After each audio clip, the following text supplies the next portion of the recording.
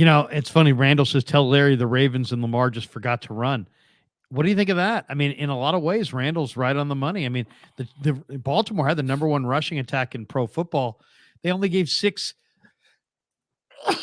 carries to their running backs. I mean, how do you give 6 carries to their running backs? Yeah. Edwards ran for 13 yards a carry and only had 3 carries. I mean, Mm-hmm. what are you doing? I mean, I got a question. I know John Harbaugh is considered to be a great coach, but is that on Todd Monken? Is that on Harbaugh? Is that on Lamar? I mean, they just seem like they didn't have the right game plan against Kansas City. And okay, so I'll give you an example. I'm watching. I did a little hit with my buddy Craig Mish in Miami, and right after he had me on, he had this sponsored segment with Warren Sharp, Mm-hmm. and Warren Sharp comes out and he says, "You know what? The Niners use 2 running back sets at the highest rate of any team in the NFL. Kansas City. Now we're talking about the Niners on offense. Kansas City is allowing 5.2 yards per carry against 2 running back sets. That's 27th in the NFL, 23rd in EPA per attempt. And they were 27th in both success rate and yards per carry. But the Chiefs defense is 30th if you look at success rate and 30th in yards per carry, allowing more than 6 yards per carry versus 2 running back sets on early downs when they're playing their base package. And I just think Baltimore didn't take advantage of that enough. I mean, if a team is 30th in the NFL, giving up 6 yards a carry on early down runs, and you've got Christian McCaffrey, isn't that just don't overcomplicate things? Don't you just run Christian McCaffrey a heavy dose on early downs in this game? And maybe that's the Niners' secret to keeping Mahomes on the sidelines, dominating the time of possession and getting an early lead. I mean, God knows they haven't had one in, it seems like, forever. I think ideally, yes. But I do think there's a schematic factor in this with Spags, right?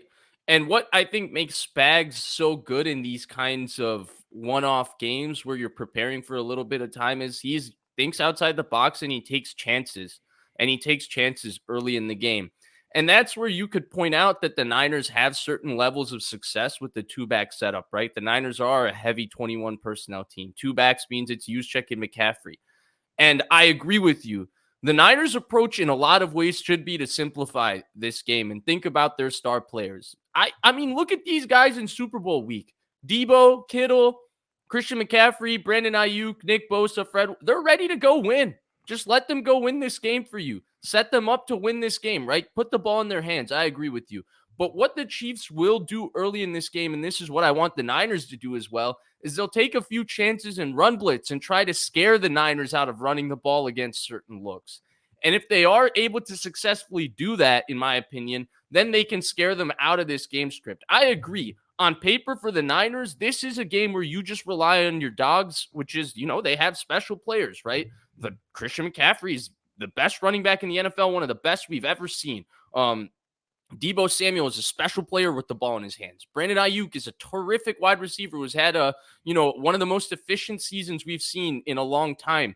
George Kittle is one of the best tight ends in the NFL. Trent Williams, like when you have these guys, it should be just grind it out and win this kind of game with these guys on paper. But I do think just not to necessarily disagree with your point, because I agree with it in a lot of aspects, but I do think Spags will take some chances early in the game to make them not run the football in these spots. And I think it's on Shanahan, Krug. Like I think a blitzes, lot of this. You're expecting some run blitzes? Some run blitzes, some maybe fronts that they wouldn't expect against certain looks. Like, oh my God, they came out with this front. Against this look, they played it this way all the time because it's the Super Bowl. Both teams kind of have studied the crap out of what each other are going to do. Both teams expect each other to do certain things. You got to take some chances.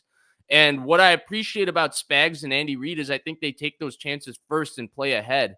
And I think this is the chance for Shanahan and Steve Wilks to do that, because if they can get ahead on this team, they just got to let their guys go eat, right? Like if you give these guys a lead, if you give Nick Bosa a lead, you give, Christian McCaffrey a lead, you give Debo Samuel a lead, I think the variables of this game change, and I think their confidence, they'll go win this game for you. It's interesting. Is it as simple as this?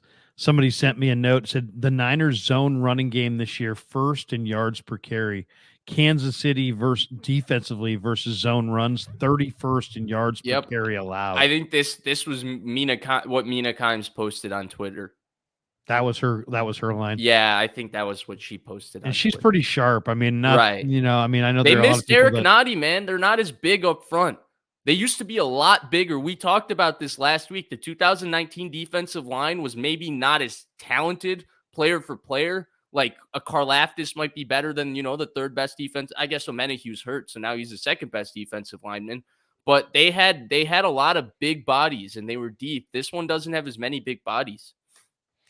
what do you, I mean, okay, so that's, But we're of course, talking about, you're talking about John Feliciano blocking Chris Jones consistently. So that's where, like they might be good at running the ball until it's 2nd and 7 and Chris Jones makes one play for a 3-yard loss that changes the entire game. So that's also that. My bad. I didn't mean to interrupt. well, okay, so no, a lot of people would say, hey, look, the 49ers are stepping way up in class defensively. They took on Green Bay. Green Bay was 28th against the run.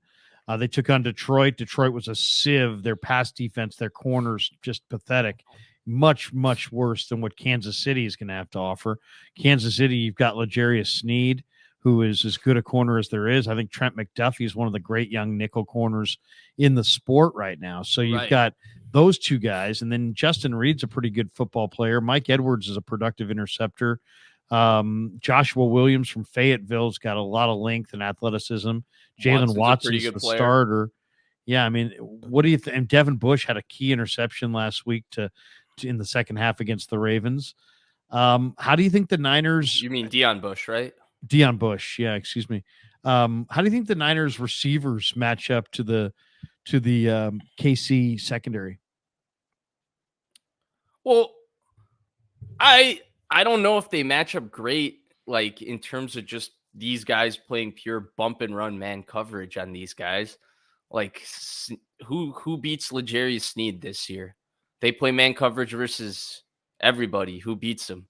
Trent McDuffie is just a really good all-around football player, really good blitzer, good player versus the run playing nickel. They play a lot of nickel versus the run. He's forced to take on a lot of responsibility. He does that well. He's a good player in man coverage. The other corner is Watson, is also quite good. So, I mean, nobody really beats them. But I think the Niners, one, Ayuk has to be key. And Krug, I think the one question with Ayuk early in his career, if you remember, was he struggled to get off the ball. And this will be a cool game to just see that growth, right? Because L'Jarius Sneed is going to press him for a lot of this game. It'll be fun to see Brandon Ayuk get off the ball against L'Jarius Sneed, right? You get to see that growth and that maturation from him. And then the other guy, to me, that's the key, is Jauan Jennings. I think that's going to be a tough guy for them to match up with his size, his physicality, his quickness in and out of breaks. I think he's going to be a funky matchup for McDuffie, especially in the slot. I think he has a big game in this game, especially on third down. And when you're talking about like who I feel matches up best, I don't necessarily love the Sneed Ayuk matchup, though I still think I don't think Sneed's going to be able to take Ayuk out of the game. I don't really look at Debo as an individual matchup versus these corners, because I think we're going to seldom see a Debo catch where it's bump and run man coverage on the outside versus Sneed or McDuffie, and they're throwing him, something outside the numbers. I think a lot of Debo's touches in this game are going to be manufactured, and it's going to be about how can Sneed, McDuffie, Mike Edwards, Justin Reed come down and tackle Debo, which is a completely different game. But I think Jennings is the other guy. If we're taking the matchup away from Ayuk, that's going to be a little tricky for them. And I think Jennings is the guy that's going to have a big game. Not in terms of stats, but in terms of, when we look back on it, if the Niners win, he made 2 or 3 very meaningful catches on third down.